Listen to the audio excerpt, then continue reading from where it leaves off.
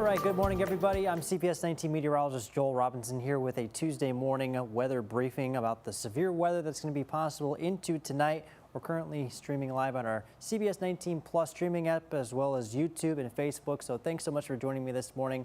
We're going to be just talking about the severe weather that's going to be possible into tonight. It's going to be basically just through your Wednesday morning and into parts of Wednesday afternoon. It's going to be around that early afternoon time frame that it's going to start to wrap up. But we do have, as issued from the Storm Prediction Center in Norman, we have a low-end severe weather risk. It's a 1 in 2 out of 5 chance for severe thunderstorms, so which basically means maybe 1 or 2 spots could see some gusty winds up to 60 miles per hour. That's one of the main things that we're watching for. On top of that, there is a flash flooding risk as well. It's also kind of a low-end risk as well, but it's still going to be there, and I definitely think that's going to be up there as far as our hazards go. Another thing that we're watching for, it's also kind of a low-end threat. I would say probably the lowest threat out of those two that I just mentioned is the threat for maybe some quarter-size hail. Just a few hailstones I do expect. I don't really expect too much of a widespread hail threat, just mainly the damaging wind and flash flooding threat that we're going to be watching for into tonight. So again, slight risk for flash flooding. That's going to be along and north of the I-20 corridor. So there's Tyler, there's Emory, there's Wood County, so Mineola in this area, Gregg County, Longview in this area, Upshur County.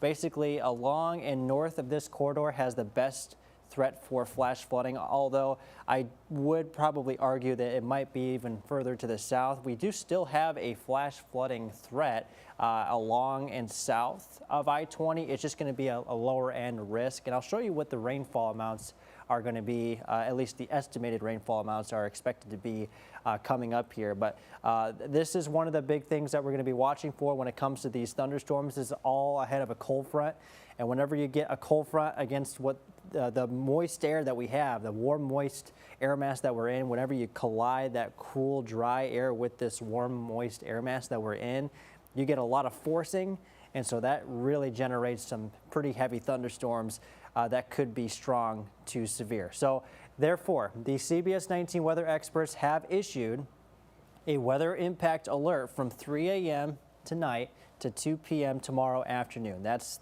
the main window of storms. This is going to be a pretty long-lasting event as we head into tomorrow, and that's going to be accounting for basically the travel time from the north side of our DMA all the way to the south side of our coverage area. So it's going to be a pretty long-lasting event, and we're going to continue to track that into tomorrow. I will be in tomorrow, as well as Chief Meteorologist Brett Anthony. He will also be in as needed if we do need to break in. I don't really expect tornado risks out of today. Again, it's mainly going to be a wind and flooding risk. Those are the two main hazards that we're going to be watching for. So your morning commute will likely be pretty rainy, so definitely make sure to have an umbrella with you for sure. You can download our CBS19 News app. You can also keep tabs on the CBS19 weather experts on Facebook, Instagram. I even have TikTok if you need. If you have TikTok, we do have basically all bases covered when it comes to social media. So you can stay tuned with the CBS19 weather experts for the latest weather information and just have multiple ways of receiving weather alerts, whether that be other weather apps or maybe a NOAA weather radio. Those are fantastic to have. So just multiple ways to get those alerts for tomorrow morning. Again, this is an overnight event, so this will be happening. A lot of it will happen, or at least some of it, I should say, will happen while you're sleeping, and that will, of course, linger into your morning commute tomorrow. So as we look at future skycasts, here's some of the latest information. We're going to go ahead to around noon. So this is that cold front right here.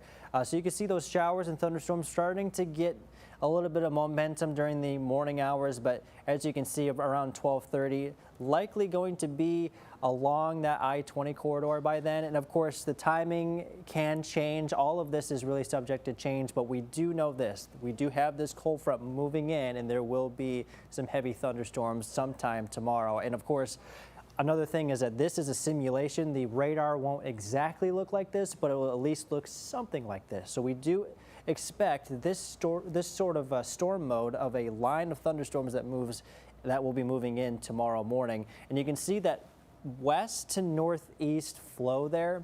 I do expect, with that flash flooding risk in place, I do expect that that is going to be a very likely possibility, especially with some of the some of the storms moving over the same locations repeatedly. So I do expect some decently heavy rainfall out of this. And speaking of rainfall, let's take a look at some of the amounts that could be possible into tomorrow. Of course, these are not concrete. You never want to just take this as concrete, right? But we do have the chance of at least 1 to 2 inches, maybe even close to 3 inches in some places. So we saw that those thunderstorms were kind of setting up over this general area, extending from Jefferson, Longview, Tyler, Athens, Palestine, Jacksonville, Henderson. Basically, this line from the southwest to the northeast could potentially pick up at least 1 to 3 inches of rain, which is an easy flash flooding risk there. So that is something that we're going to have to really keep an eye on. I would not be too surprised to see some flash flood warnings issued and severe thunderstorm warnings issued as well. Again, we're talking about those two main hazards for tomorrow morning: flash flooding and damaging winds 40 to 60 miles per hour. And it looks like, as far as the latest data goes, it'll set up somewhere later in the morning across the central parts of the area, across I-20. But there is a chance that it could set up just a little bit sooner than that, maybe as early as 9 a.m. and shoot, even early as early as 3 a.m. with some of the data sets. But that's why we have that weather impact alert in place from 3 a.m. to 2 p.m. because it's that big window of somewhat uncertainty, but we are going to continue to watch that cold front very closely within that time frame for those storms to get going. So either way, first half of Wednesday is going to be a soggy one. It's going to be rainy. It's going to be really gusty as well. So I got us at an 80% chance of thunderstorms there. We will have comfortable temperatures on the other side of your Wednesday. For Wednesday afternoon, we'll have temperatures in the 80s. And when that cold front moves through, it's going to be really nice. So there is a little bit of light at the end of the tunnel here. Right on the other side of this cold front, we got 80s and more 80s across much of the next this upcoming week here. We got mostly sunny skies, and you can see those lows too. You see those lows in the 60s? That's indicative of some lower humidity, so it's going to feel refreshing. This is the fall type weather that we've definitely been waiting for. We just got to get past this area of thunderstorms, this cold front that will be moving through Wednesday morning, and then we are going to be settling down with temperatures in the low to mid 80s. It's going to be a fantastic one. So, I mean, you can see today, I mean, we have the heat in place. We have high temperatures this afternoon in the low 90s. The humidity's there. You could probably feel it. Those are good ingredients for these thunderstorms to develop. And again, so that's what we're going to be watching that cold front collide with, and that is going to spark our severe weather chances. So that is kind of what we're tracking here. Let me just recap you one more time before we sign off here. So again, it's a low-end severe risk, but it's still there as far as the risks of damaging winds and torrential rainfall and maybe a couple hailstones. Low-end tornado risk. I don't expect anything too significant with that, except if you live along and north of I-30. That's going to be in that yellow shaded area.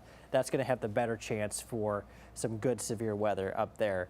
But as it continues to move to the south overnight, still can expect lots of heavy rain, some gusty winds, certainly not out of the question. Slight risk again for flash flooding, so scattered flash flood warnings likely going to be issued along and north of I-20. And even in that corridor that we were talking about, from Jefferson, Tyler, Jacksonville, all the way down to Athens, some decently heavy rainfall is going to be possible. We're talking 1 to 3 inches pretty quickly. So again, first half of Wednesday, 3 a.m. to 2 p.m. is kind of when you can expect some of these storms to kind of linger into the area.